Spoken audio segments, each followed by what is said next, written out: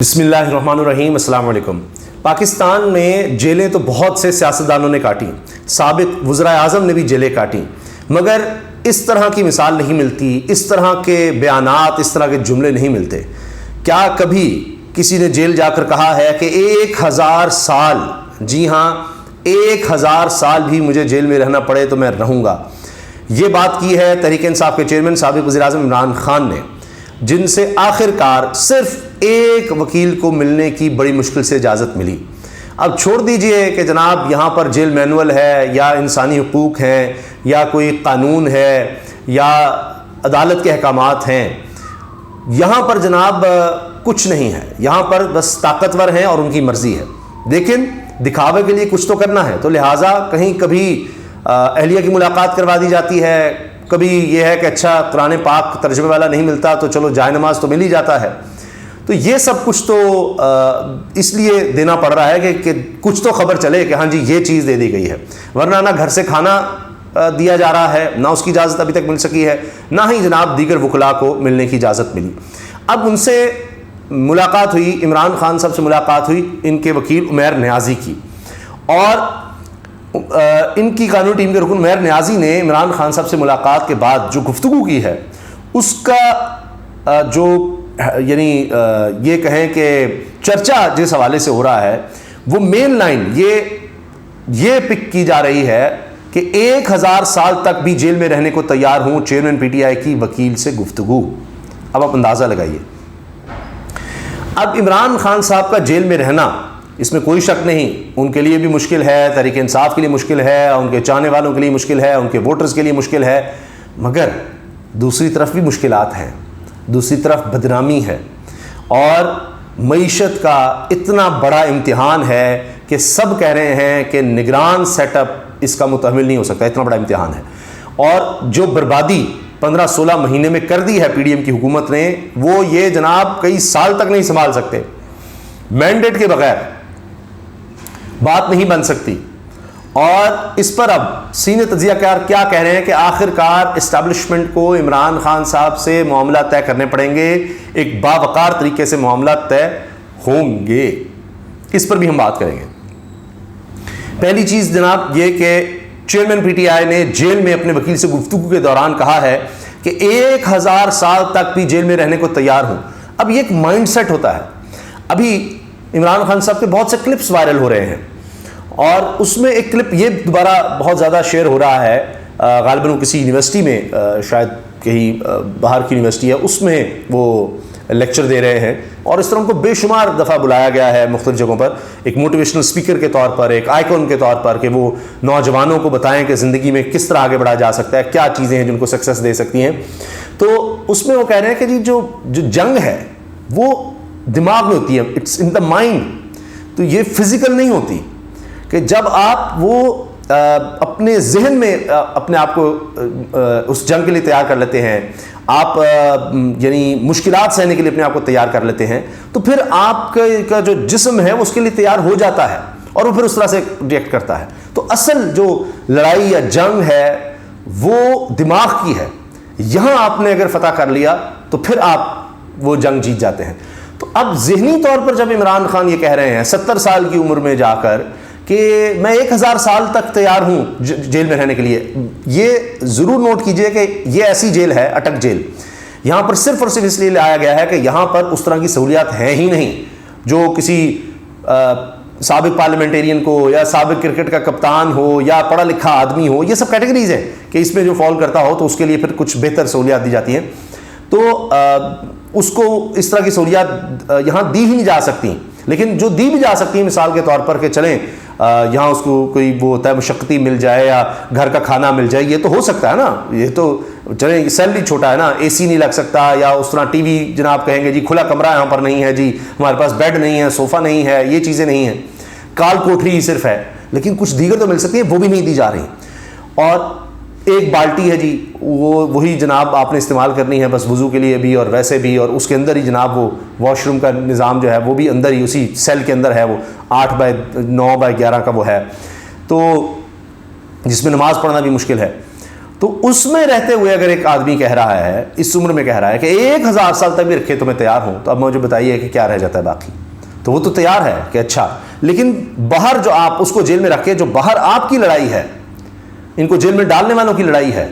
جو ان کی جنگ ہے، وہ تو یہ ہے کہ وہ معیشت کو ٹھیک کر دیں، وہ یہاں پر لائیں، پھر 150 کا پیٹرول لے کر آئیں اور لے جائیں ڈالر کو بھی 180 پر جو اس کے دور میں تھا، لے جائیں بجلی کو بھی پھر 16 روپے یونٹ پر، لے جائیں مہنگائی کو بھی پھر 13-12% پر جو آپ نے 38% تک پہنچا دی ہے۔ کریں یہ کام۔ یہ تو ہوا یہ کہ پچھلے 15-16 مہینے میں جتنا عمران خان صاحب کی حکومت میں 3.5 سال میں قرض لیا گیا، اس سے زیادہ انہوں نے 15 مہینے میں لے لیا ہے۔ وہ قرض کس نے واپس کرنا ہے؟ وہ آپ نے کرنا ہے، وہ میں نے کرنا ہے، ہم سب نے وہ قرض واپس کرنا ہے۔ اتنا قرض لیا انہوں نے، اتنا قرض، تو یہ کیا کرے گا نگران سیٹ اپ؟ کس طرح اس سے نکلے گا؟ تو یہ تو صرف بدنامی۔ تو ان کی تو باہر جو جنگ ہے یہ وہ ہار رہے ہیں، نمشتہ دیوار ہے، صاف نظر آ رہا ہے، اور اس شکست کا سٹارٹ ہو چکا ہے۔ اور جب یہ باہر جو جیل سے باہر کی جنگ، جو میں آپ سے عرض کروں معیشت کی جنگ ہے، جو لوگوں کے دماغ اور دل جیتنے کی جنگ ہے، وہ جب باہر ہار جائیں گے، وہ شکست ہو جائے گی، تو عمران خان کو جیل میں رکھنے سے فتح نہیں ملے گی، تو پھر بات چیت کرنی ہوگی، تو وہ جیل میں رہ کر بھی پھر جیت جائے گا، کیونکہ آپ باہر ہار چکے ہوں گے۔ تو یہ کہ جی عمران خان کو جیل میں رکھ کر آپ جیت جائیں گے، یہ ممکن ہی نہیں ہے، ممکن ہی نہیں ہے۔ اچھا، اب آپ یہ دیکھیں، اٹک جیل میں ملاقات کے بعد قانونی ٹیم کے رکن عمیر نیازی ایڈوکیٹ نے میڈیا سے گفتگو کرتے ہوئے کہا کہ چیئرمین پی ٹی آئی کی طبیعت ٹھیک مگر داڑھی بڑھی ہوئی ہے، مگر انتظامیہ کی جانب سے انہیں شیشہ اور شیو بنانے کا سامان آج مہیا کیا گیا ہے اتنے دن کے بعد۔ اب یہ کیوں کیا جا رہا ہے؟ یہ ان کو اس طرح کا سامان کیوں نہیں مہیا کرنے دیا جا رہا؟ گرمی شدید میں کیوں رکھا ہوا ہے؟ چھوٹے سیل میں کیوں رکھا ہوا ہے؟ گھر کی خوراک کیوں نہیں دینے دی جا رہی؟ کوئی جیل کی صرف خوراک ہے، کوئی جیل میں اس طرح کی کوئی نہیں، آپ کو کوئی پھل مل جائے گا، وہ دودھ اور جس طرح سے کوئی بڑی بیلنس ڈائٹ مل جائے گی، ایسا تو کچھ نہیں ہوتا۔ آپ نے دیکھی شہریار فریدی کی حالت، دیکھی آپ نے کیا ہو گئی۔ تو اب مقصد کیا ہے؟ یہ بہت عرصہ پہلے، کئی ہفتے پہلے، چند ماہ پہلے مجھے ایک بڑی اہم انفارمڈ شخصیت نے یہ بات بتائی تھی، اور فون پر انہوں نے مجھے بتایا تھا کہ جی میں آپ کو بتا رہا ہوں کہ یہ فیصلہ ہو چکا ہے کہ عمران خان کا حلیہ بگاڑنا ہے، حلیہ بگاڑنا ہے، کیونکہ اس کا یہ جو ایک سپر ہیرو کا ایک جو ایک اس کا بن چکا ہے امیج، اتنا فٹ آدمی ہے، اس کے جو ٹک ٹاک پر، سوشل میڈیا پر جو ویڈیوز ہر طرح سے وائرل ہوتی ہیں، یہ اتنا جوانوں سے بھی زیادہ جوان دکھتا ہے اور اتنا فٹ ہے، تو یہ تو اس پہ تو کوئی پورا نہیں نہ اترتا۔ ہمارے کوئی بھی سیاستدان اس طرح کے نوجوان سیاستدان جن کو آپ کہتے ہیں، وہ بھی اس پہ پورا نہیں اترتے ایک ہیرو کے ایک امیج پر۔ اس کو توڑنا ہے، اس کا حلیہ بگاڑ دو، یہ اتنا برا دکھے، اس کے بال، اس کے چہرہ، سب اس کا حلیہ بگاڑ دینا ہے تاکہ اس کا وہ امیج ٹوٹ جائے۔ تو ان کا خیال یہ ہے، دیکھیے سوچ کیا ہے کہ اس کے بعد شاید لوگوں میں جو ہیرو کا امیج ٹوٹ جائے کہ اچھا جناب یہ ہے، تو اس کو لوگ فالو کرنا چھوڑ دیں گے۔ واہ جناب، یہ تو ایسی ہے کہ جناب لوگ پھر یہ کہیں کہ جتنے بھی بڑے سیاستدان ہیں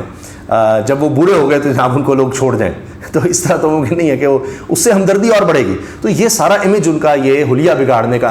ایک سوچ ہے کہ اس طرح جب وہ باہر آئیں گے یا کبھی پیش ہوں گے عدالت میں، اگر ان کو پیش کرنے کی کبھی ہوئی، یا ان کی کوئی تصویر بنائیں گے ایسی اور وہ پھر باہر نکالیں گے، دیکھیں کس حال میں یہ رو رہے ہیں، بڑے یہ ہو رہا ہے۔ ابھی آپ دیکھنا کہ ان کی ویڈیو ایک ایڈٹ کی گئی جب وہ عدالت میں موجود تھے، جس میں ان کی آنکھیں نہیں کھل رہی، تو کہہ رہے ہیں دیکھیں جی یہ تو نشہ کیا ہوا ہے، فلاں کیا ہوا ہے۔ وہ اس طرح سے انہوں نے اس کو ایڈٹ کیا ہوا تھا، مطلب آنکھیں آپ کر سکتے ہیں، اور آج کل تو ایسے سافٹ ویئر ہیں،